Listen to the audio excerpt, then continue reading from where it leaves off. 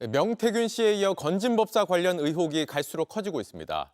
검찰은 두 사람을 윤 전 대통령 부부와의 친분을 내세워 영향력을 행사해온 정치 브로커들로 보고 있습니다.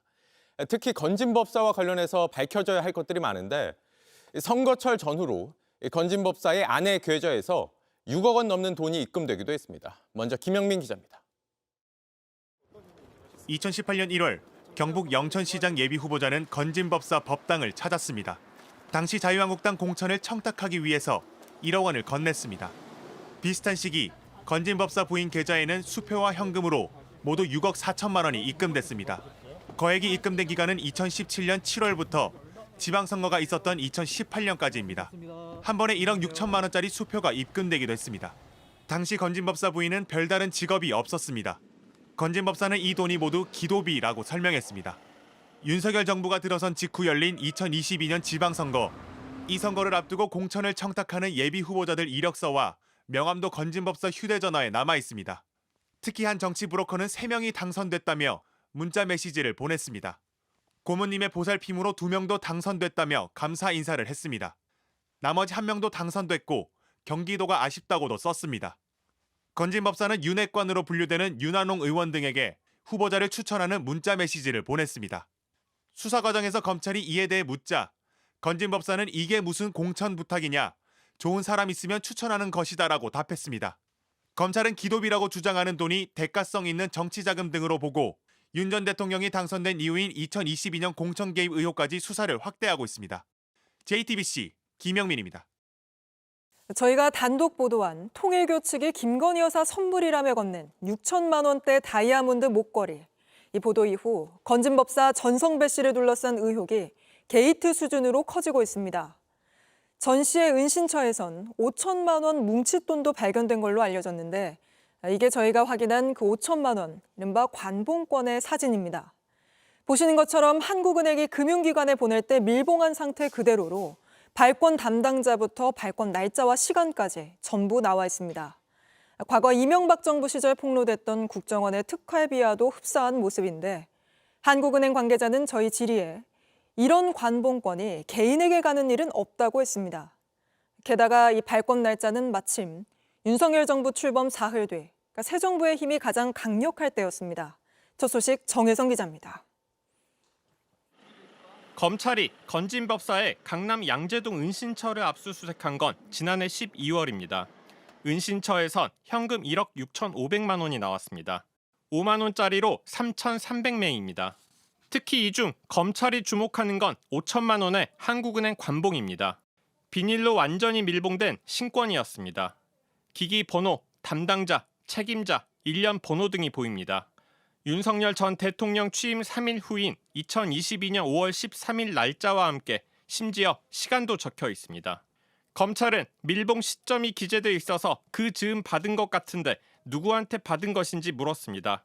건진법사는 기도비라며 기억나지 않는다고 했습니다.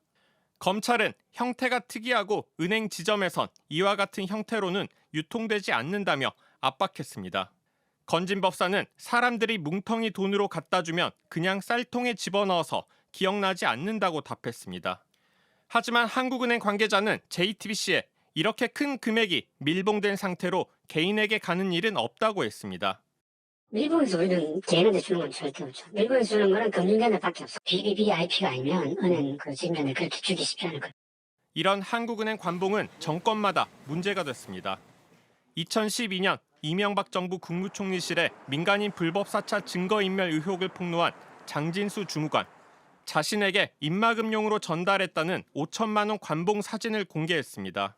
결국 김진모 당시 청와대 민정비서관은 국정원에서 특수활동비를 받아 폭로자에게 전달한 사실이 드러나 징역형에 해당하는 처벌을 받았습니다. 민주당에선 돈의 출처를 밝혀야 한다고 주장했습니다. 국정원이나 대통령실 특활비가 아닌지 심히 의심스럽습니다. 박근혜 정부 때 박근혜 국정원 특활비 상납 사건이 기억납니다. 검찰도 돈의 출처를 쫓고 있습니다. JTBC 정혜성입니다. 건진법사는 윤 전 대통령 당선 이후 영향력이 더 커졌고 이 때문에 정치권 인사들의 청탁이 잇따른 걸로 보입니다. 건진법사는 또 자신이 명태균 씨와 비교당하자 체급이 다르다는 식으로 불쾌감을 드러내기도 한 걸로 전해졌습니다. 양빈현 기자의 단독 보도입니다. 건진법사는 이른바 명태균 녹취록에도 등장합니다. 명 씨가 김영선 전 국민의힘 의원이 공천받은 데 대해 자신의 공을 인정받지 못할 뻔했다고 화내는 대목입니다. 건진법사가 공천 줬다더라. 내 쫓아내려고. 공천 줬는데 나한테 어떻게 할 수가 없으니까 건진법사가 공천 줬대. JTBC 취재 결과 해당 녹취가 보도된 뒤 건진법사와 명 씨를 비교하는 말들이 나오자 건진법사는 주위에 급이 갔냐며 불쾌감을 나타낸 것으로 파악됐습니다. 오래전부터 법당에 드나든 한 인사는 JTBC 취재진에게 건진법사가 중앙의 브로커라면 명태균은 경남의 브로커라고 설명했습니다. 건진법사가 이같이 반응한 배경엔 윤석열 전 대통령 당선 이후 달라진 정치적 입지가 작용했다는 평가가 나옵니다. 건진법사는 과거 서울 역삼동 법당에 모이는 각계 인사들을 연결해주는 역할을 하면서 영향력을 키워갔습니다. 그러다 2022년 대선 이후 정권의 비선 실세로 떠올랐습니다. 대선 캠프를 막후에서 지휘한 것으로 알려지면서 선거를 앞둔 예비 후보자들은 앞다퉈 공천을 부탁했습니다. 인사청탁도 잇따랐습니다. 한 후보자의 명함을 보내며 하느님 은혜를 머리에 이고 살겠습니다라고 문자를 보낸 중간 브로커도 있었습니다. 건진법사는 자신이 받은 돈에 대해 대가성 없는 기도비라고 주장합니다. 하지만 검찰은 윤 전 대통령 친분을 이용해 정재계 인사들을 연결하는 정치 브로커로 보고 수사 중입니다. JTBC 양빈현입니다.